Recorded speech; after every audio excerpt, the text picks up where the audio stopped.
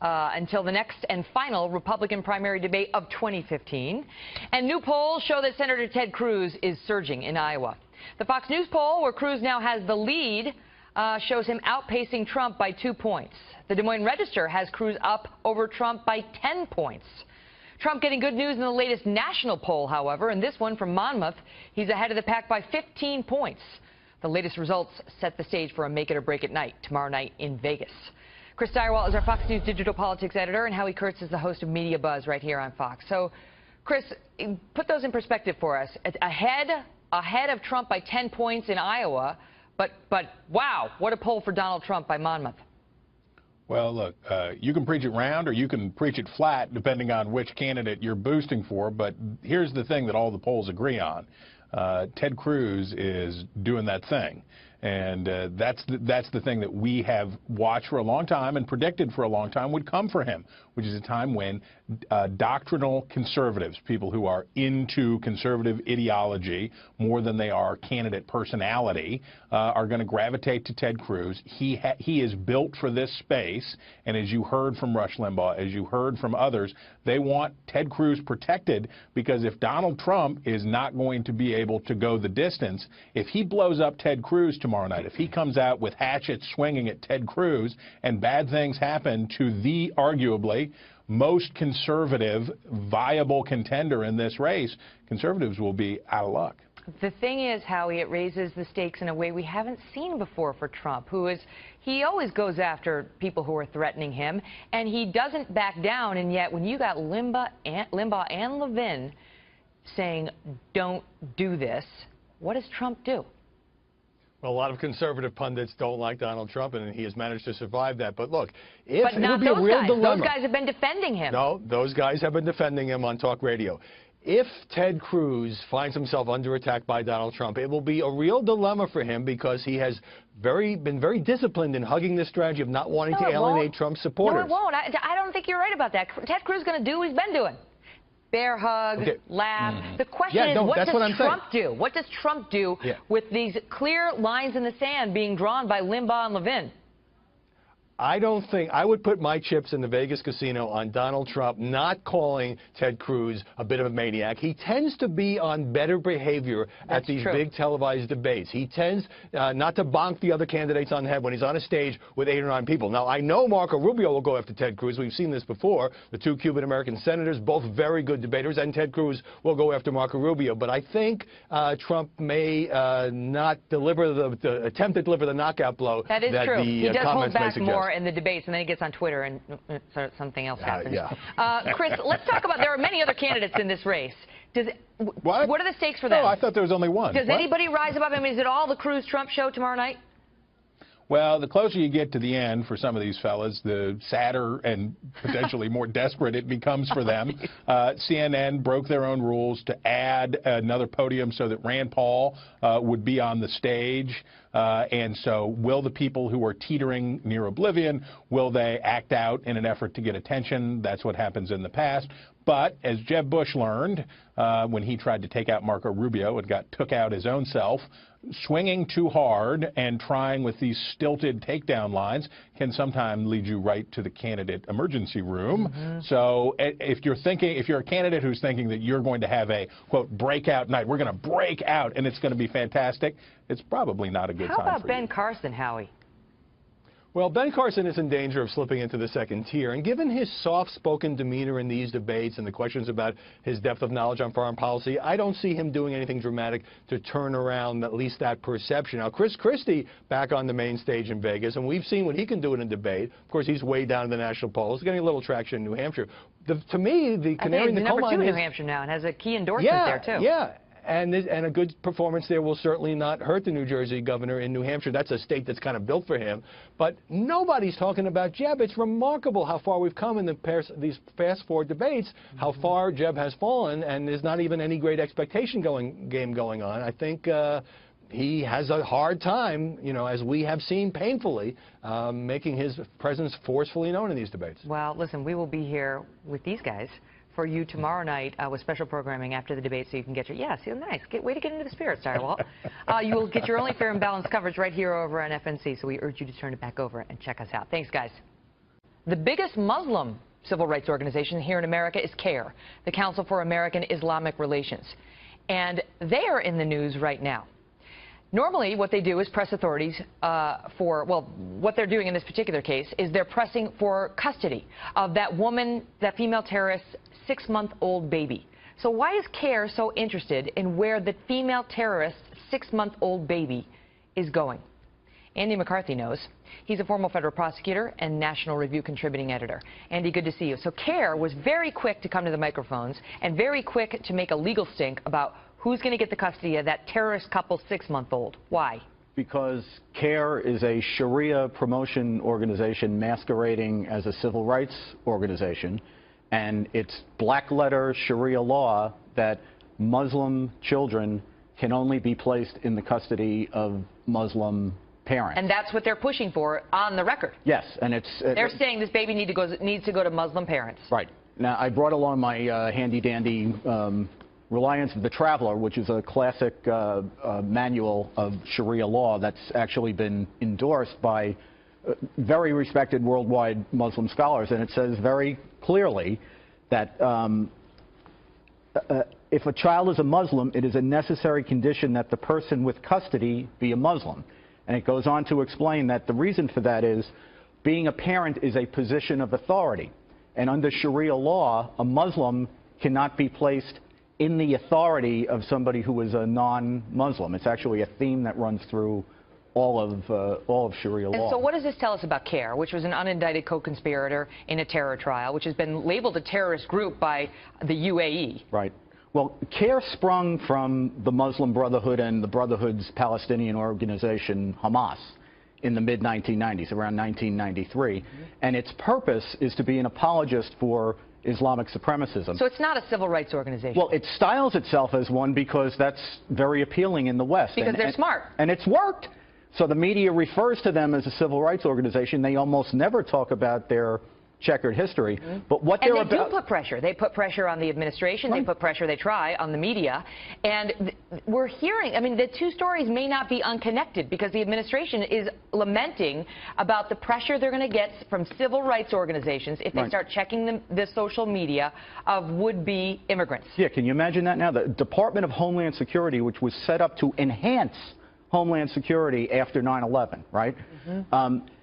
They won't check the social media of nationals, as Brad said, outside the United States who don't have civil rights under the American Constitution. Including nationals from Pakistan. Right, from jihadists. Who are attending radical mosques, radical schools, who have radical ties in their family. Right. Even they will not be checked, their social media. Right, but this policy is totally consistent with the official Obama counterterrorism policy, which they call countering violent extremism. There's actually...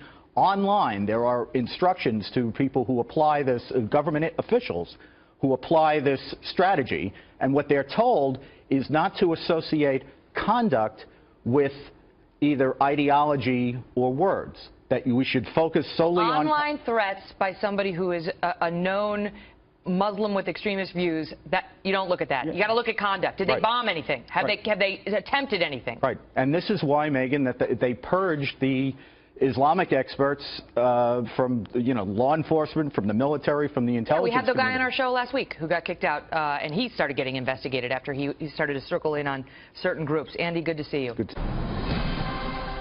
Breaking tonight, new concerns that the American people are being endangered, thanks to an administration hell-bent on not offending anyone. Welcome to the Kelly File, everyone. I'm Megyn Kelly. Tonight, we've learned that the Obama administration has been deliberately ignoring evidence related to whether those seeking entry into this country mean to do Americans harm out of a desire to be politically correct.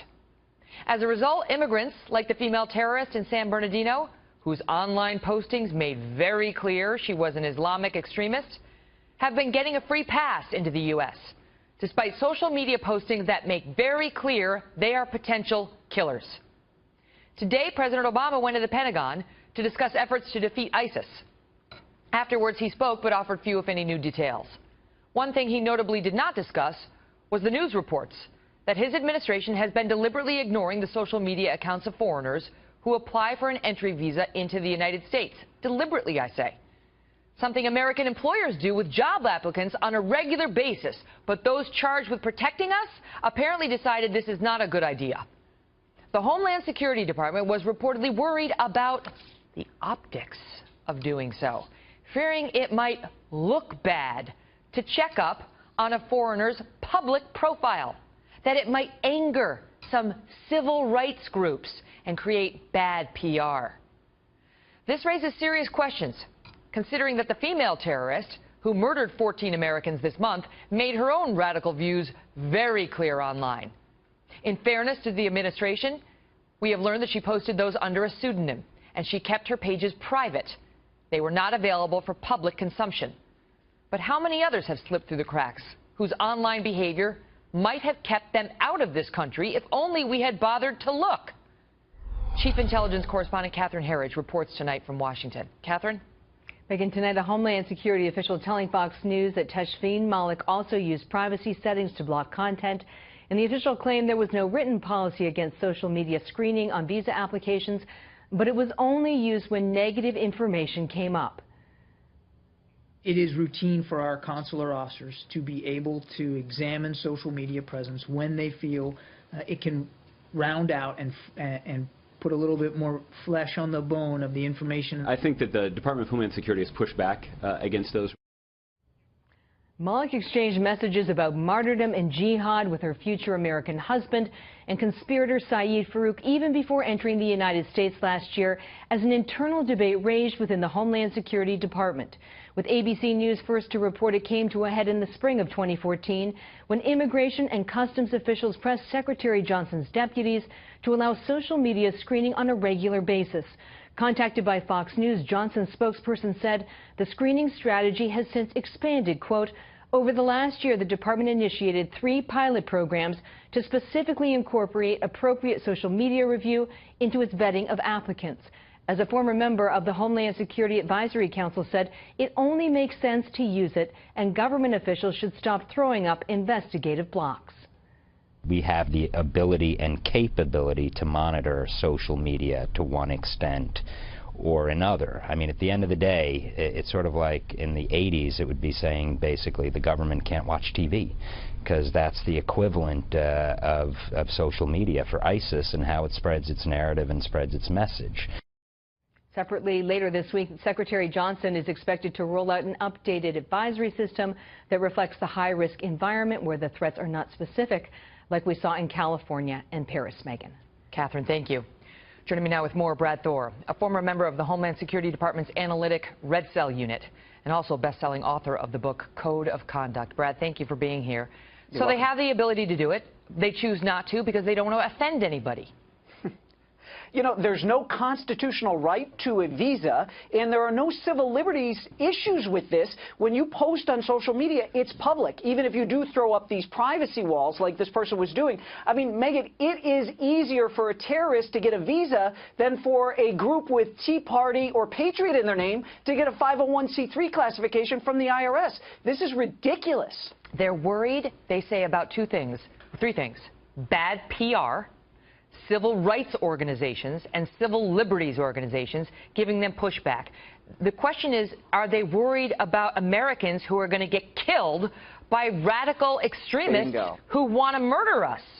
Bingo. That's the issue here. We have a president, not a publicist, and he needs to act like one. And as far as civil liberties groups or civil rights groups, they can all jump right in the lake because they do not have any leg to stand on here. If you are a foreign national applying for a visa to come to this country, you are not afforded the protections of civil liberties and civil rights protections that American citizens you're or those who are asking for physically in the country. You're asking for a special privilege.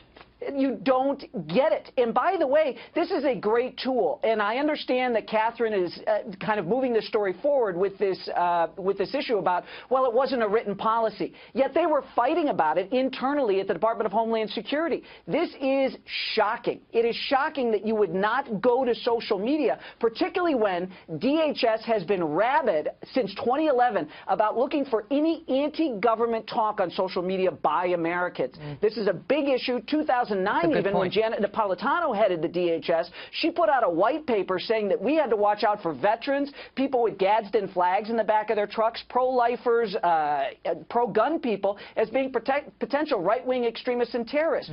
So when Obama think they're looking at their social media? All the time. When the Obama administration wants to look for stuff, they find it, they even spin it. So this is a bunch of malarkey. And why is he so much more concerned over people applying for visas than protecting American citizens? Okay, but here's what their other defense is: the numbers are too big. Last year, we had 10 million people come into the country on visas. Some 40,000 of those were on these K-1 marriage visas. So they don't have the time. They don't have the manpower. They don't have the money to have somebody sitting there doing the Facebook search, private, how do I get around that, and so on.